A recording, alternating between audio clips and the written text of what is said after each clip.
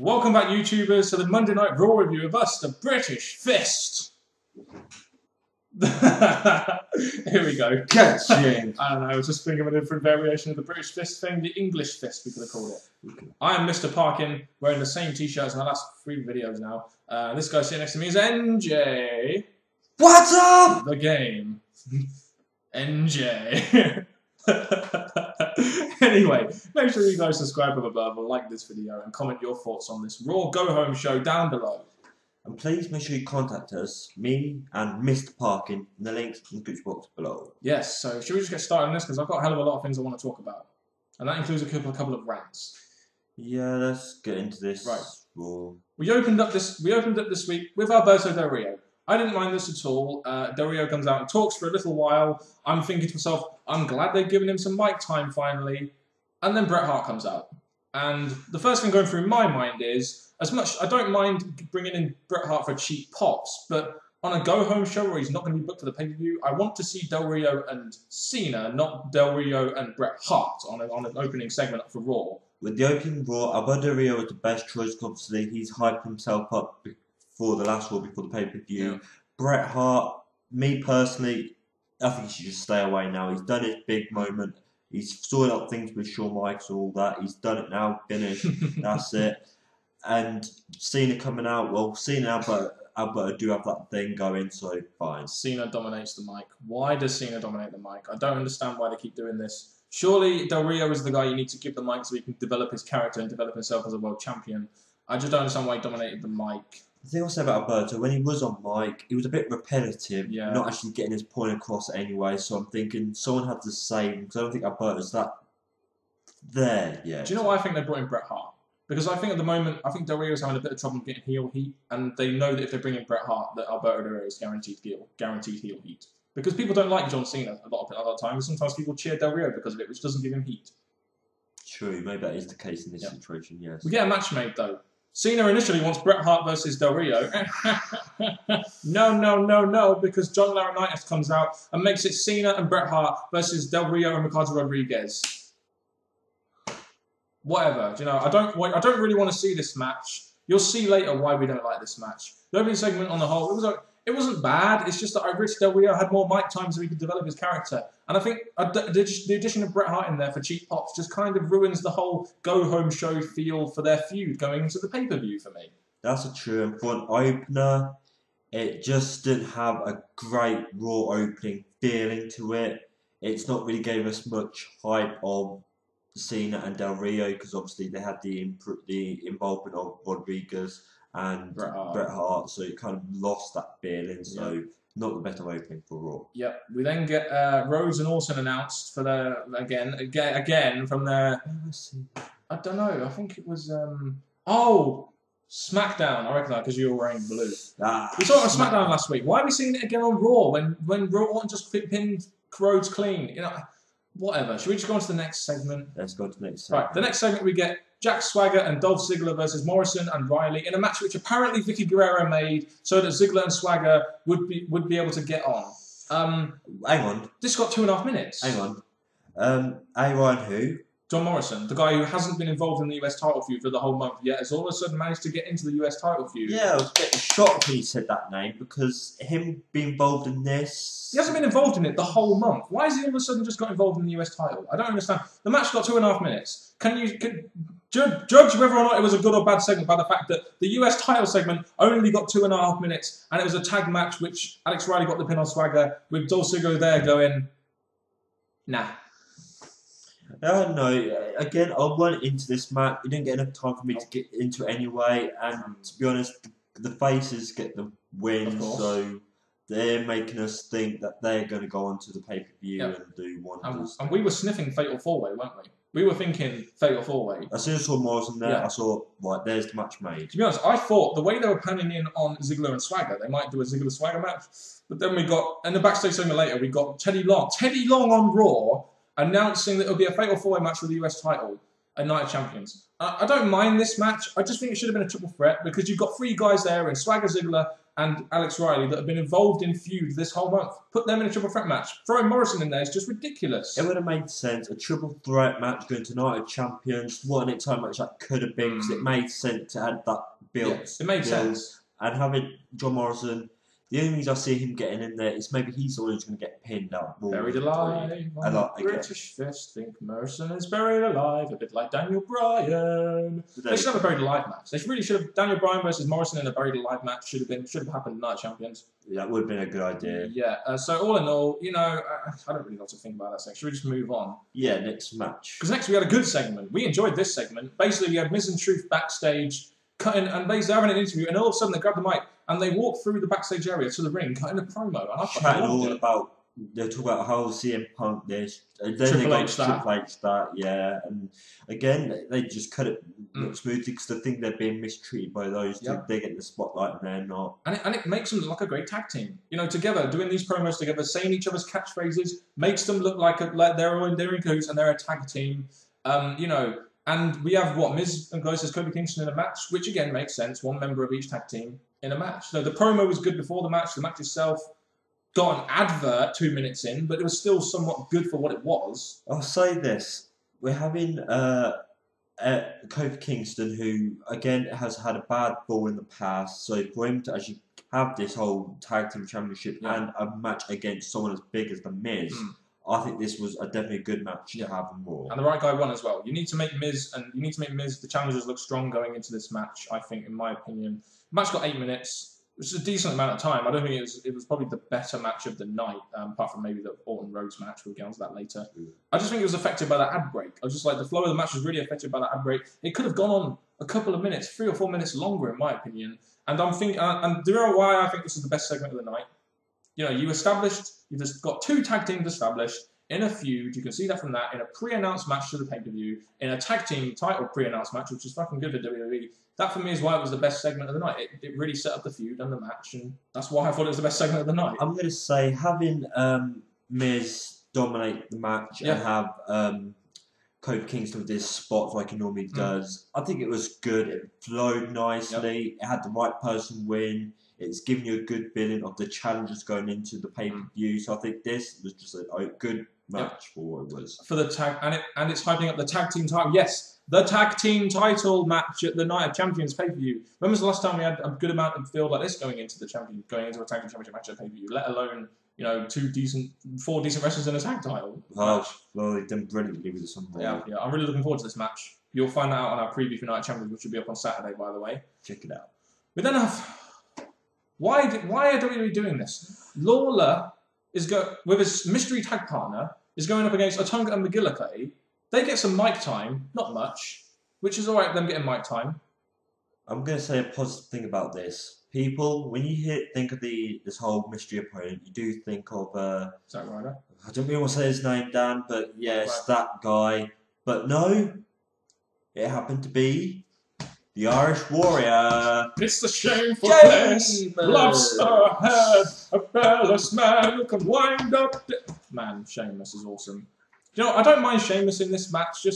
This match is too good for a guy like Sheamus, isn't it? Really, this match was just done to make Sheamus look strong. Well, the point I made, if you can remember, is we're having Sheamus in this match to go against to help King Lawler is actually going to give him a lot of face progress and push and that. Yeah. So I think that's one of the reasons why Sheamus and all the other guys. Yep. Why was this match on the go? Are any of these 4 involved at the pay-per-view? Could you not have had an IC title segment rather than have Orton versus Rhodes again, which focuses on the World Heavyweight Championship? I just don't see why this was on the going show when you could use it for another segment like the IC title segment, maybe. Keep it separate from the World Heavyweight, I'm really disappointed that they're really trying to make us believe that this whole Otunga and Lawler is something important, so that's needed to appear on show. It should be McGillicuddy. At least he has some heritage and some meaning in the wrestling business. Yeah, they did try to point Mr. Hudson. They did try and point that out to us, but to be honest, this part of Raw was just time waste. It really was. It was fucking 2.5 minutes. At least it only got 2.5 minutes, which is good because we fucking hated this match. Then we got our main event. Cena and Bret Hart versus Del Rio and Ricardo Rodriguez. Stupid. Fucking stupid, stupid, fucking stupid. I really, as much, yes, it's got Cena, which is one of my main points.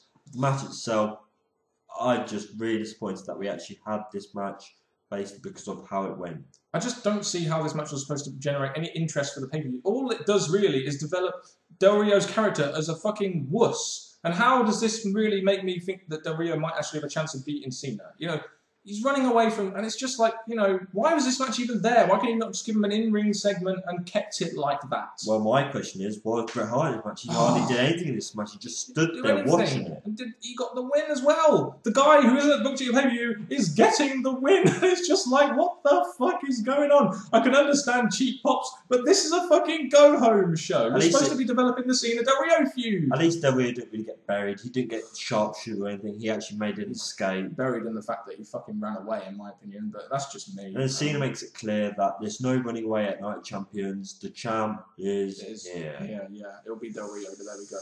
We then get a 9/11 vignette, which is very nice to see. It's good to see WWE acknowledging the 9/11 thing from 10 years ago, the 10-year anniversary, of course. So that was a very nice thing to see. It lasted about 5 minutes, a good amount of time. So, you know, for us here at the British Fist, we'll give our condolences to anything, you know, happened in that event. I will say the video package was good. It showed you the whole flow of the story, and then it showed you part of SmackDown and Vince's words. So it definitely touched on the importance of that event. So, your and our thoughts. And Cena narrated it, and NJ liked the segment. Therefore, it must have been good.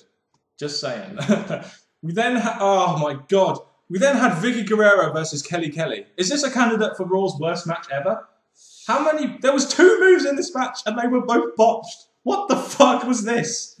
The only way this match could have got better is if Beth Phoenix actually got involved in the match, because basically, with the distraction of Jack Swagger outside the ring, so Kelly rolls up and gets the pin. So not only is this a shit match with Vicky Guerrero in it, you don't even put all the focus on the Divas. You put some focus on Jack Swagger and Dolph Ziggler.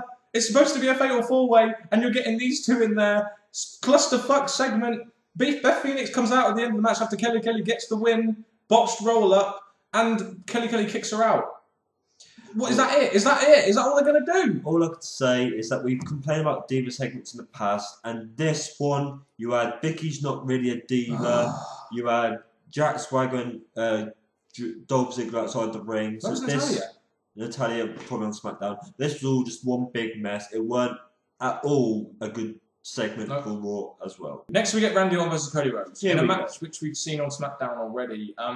You know, this match, this was not a bad segment. I was expecting the worst of it just because we've seen the match before. I didn't like the fact that Cody Rhodes barely got any fucking offense in on this match. It's like you're supposed to make your heel look dominant. Orton is clearly booked as a fucking monster here. Henry sits at the top of the ramp, so you got a bit of a tease there. I just wish Cody Rhodes would have been involved in an Intercontinental Championship segment instead of that stupid Lawler segment we got earlier. I think this match gradually led to try and maybe get Orton to help Cody Rhodes out, because basically it leads to a distraction from Mark Henry on the steel steps. Cody Rhodes takes off his mask, finally, and then he hits Orton down, and he goes for the 1, 2, 3. Orton's lost a match. Orton lost a match. I can't believe it. They actually made him lose a match. To Cody Rhodes, of all people. I couldn't fucking believe this.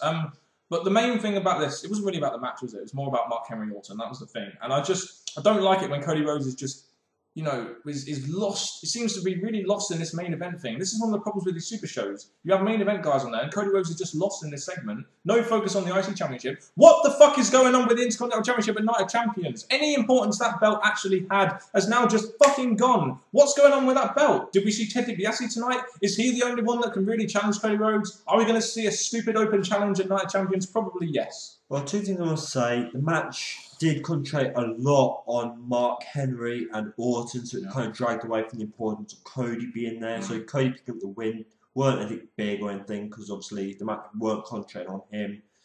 But now about Cody in the Intercontinental, he's just basically floating around there, hoping that he's going to get picked to have a match at Night of Champions.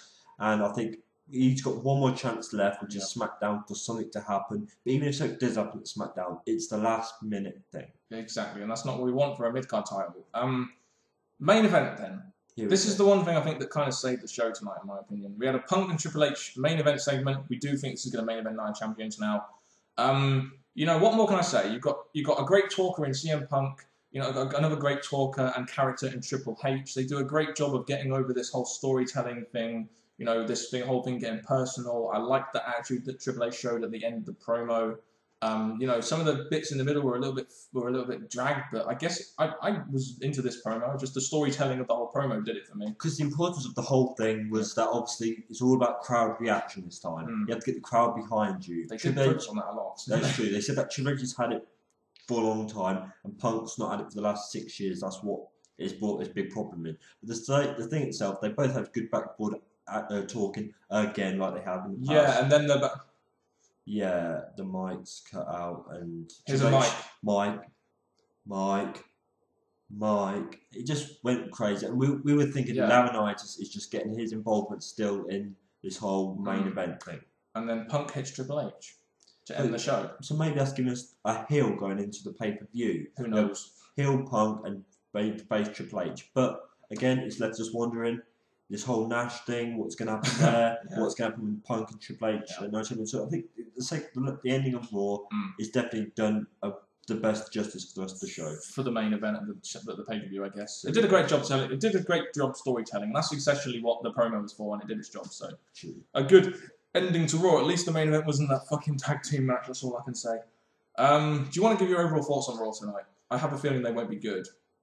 Overall thoughts. Again, I was saying this to Dan when we were watching it. I really can't see a part I like. I'm going to be positive that it's gave certain wrestlers like Sheamus, it's gave him a bit of base, growing it.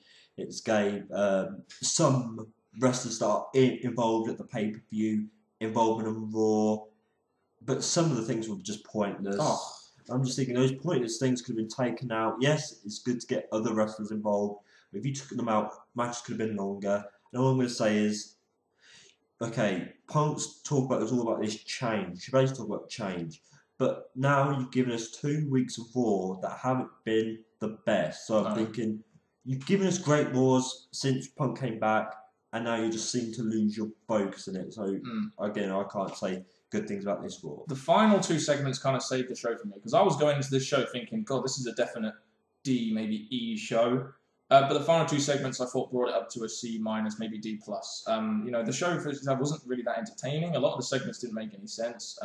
As a go-home show, you kind of expect... We got the US title match announced, which I guess is a positive. The R-Truth Me segment was a very good segment, I thought. The last 2 segments were good, but there was a lot of filler shit in between. The whole Bret Hart thing did nothing for the main event segment, did it? And we're meant to be getting him on SmackDown as well, so I guess that he's just going to ruin SmackDown as well for us. He might not ruin it, but he might ruin it. He might do something else. I just don't like him interfering in his main event matches. If he's going to be used to put Del Rio over, I don't mind. But it's just the way he was used, and he didn't do anything. So what I will say quickly is, well done WWE for actually getting the wrestlers that are involved at Night Champions involved tonight in some way or another. Super show. Thank you for booking matches for the pay-per-view, which we needed, but it's kind of late last-minute thing. But the majority of Raw just really was a letdown. Really lacked entertainment, especially the first hour. We need a nicely title match, WWE, by the way, just saying. And I'm going to quickly say this as well. We've had people who are trying to save Raw, say the good thing about Raw. When we're checking on like Twitter, Facebook and that, people just try to defend it, saying it was a good show, this was meant to happen, this was meant to happen. Why? I just don't see why you want to defend this. Not when it's right before the pay-per-view. No, but anyway, you know, we're all entitled to our opinions, so we'll say just leave your opinions down in the comment section below if you thought it was good, if you thought it was bad. But we thought it was a generally bad Raw. Well, that's just our opinion, and we might take slack for that, but we don't care. We want to get our honest opinions out there, and that is what we will do every time on each of these videos, because we are the British Fist united as one, and I'm out of breath. Ka-ching! And that has been it from Mr. Parkin and NJ. What's up?